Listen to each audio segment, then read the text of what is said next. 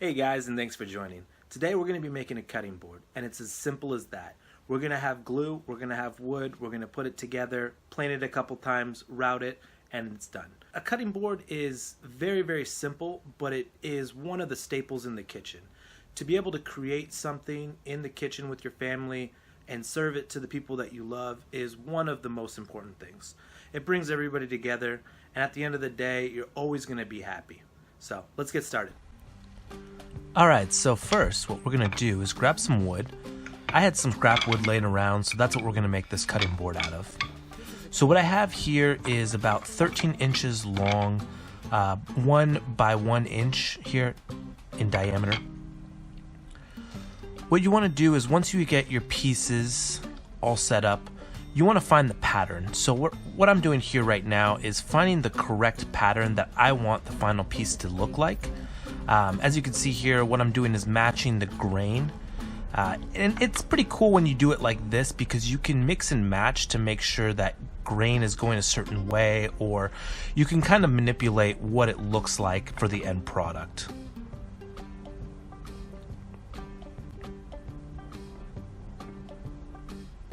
So take your time, just really try to visualize what it would look like for an end piece product.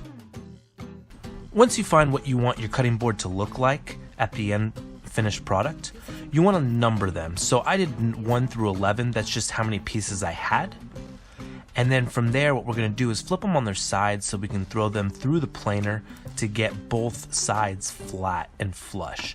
What that's going to do is it's going to help the glue stick to each piece individually, and we're not going to have any voids or cracks in the end product. It'll just be nice and glued as like one solid piece. So I have it at 1 inch right now. What I'm going to do is put it through the planer and just kind of work my way down to 3/4 of an inch. And then once I find that perfect area of 3/4 of an inch, that's when I'll stop and I'll go ahead and glue it together.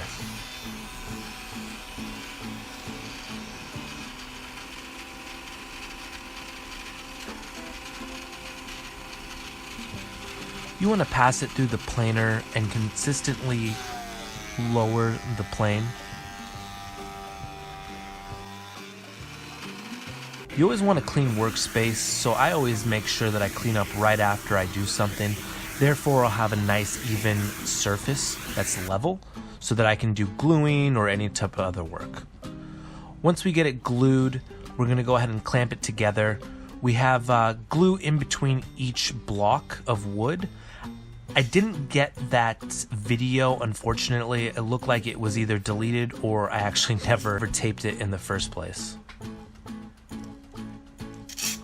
So once we got it glued up, we're going to wait about a day before we want to go ahead and do any work with it. That's just for the glue to dry. We're going to pass it through the planer at 3/4 of an inch and just kind of get it completely flat. It shouldn't take too long at this point. We're just kind of getting the rough edges off, making sure that there's no cracks or voids within the wood. And if there is, we could always fill them.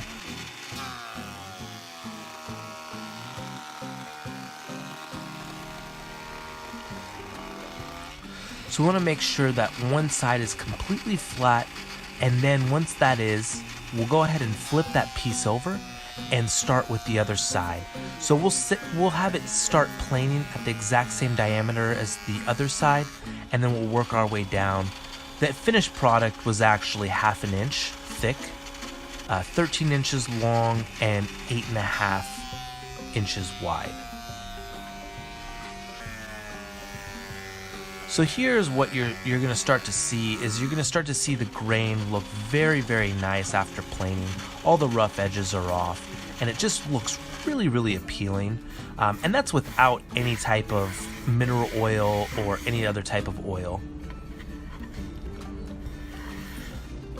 So what I want to do here is I want to go ahead and put this on our table saw. We want a nice flat edge on one side. Like I said before, we want to make sure that our cutting board is going to be 8.5 inches wide.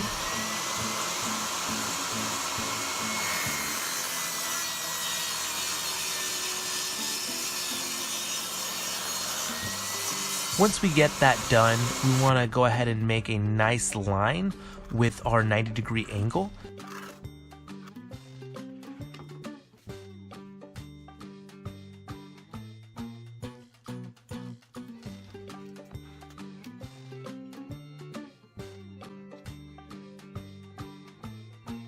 And we're going to go ahead and take our saw and cut that angle off. And what I'm doing right here is measuring out the 13 inches long.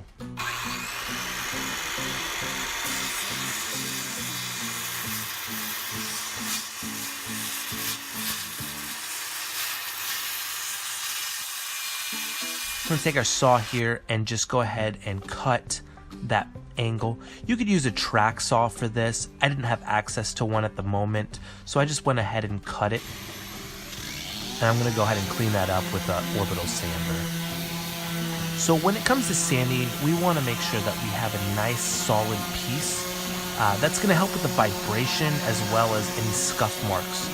So what I did was I put a piece of kitchenware holder. That's the stuff that goes in the cabinets. I like that for sanding the most because any type of dust will go in between all of those like little holes there, and you're not going to get any dust there. We want a nice, smooth, equal surface.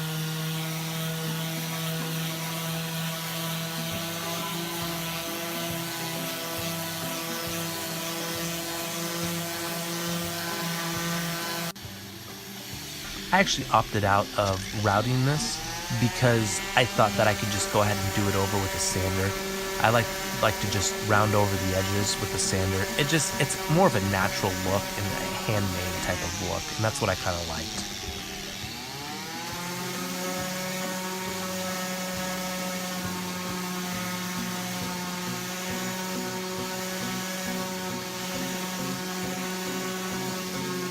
Here what I'm doing is just tapering up the sides here, making sure that's completely squared and flat.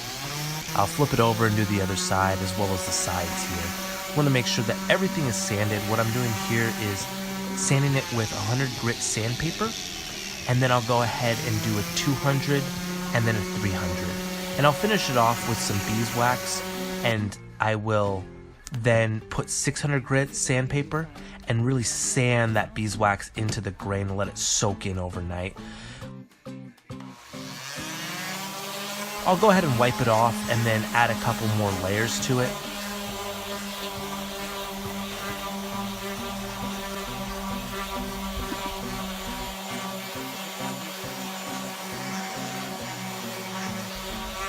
So now that we have the final touches on this, what I like to do is take a 600 grit sandpaper and go ahead and sand beeswax to help seal that. You could do a couple coats. I decided to just go ahead and do one for the final product. You could do as many as you like. What you want to do is let it rest for about 30 minutes, wipe off the excess, and then reapply.